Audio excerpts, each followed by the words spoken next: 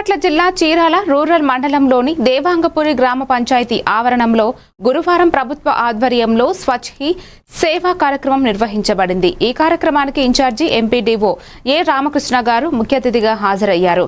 ఈ కార్యక్రమంలో గ్రామ పెద్దలు సిద్ది బుచ్చేశ్వరరావు, పృథ్వీ లలిత మోహన్, నాసిక శివాజీ, పంచాయతీ కార్యదర్శి ఎం శ్రీనివాసరావు పాల్గొన్నారు। ఈ సందర్భంగా గ్రామ పంచాయతీ పరిసరాలలో కలుపు మొక్కలను తొలగించి పరిశుభ్రత కార్యక్రమాలు చేపట్టారు।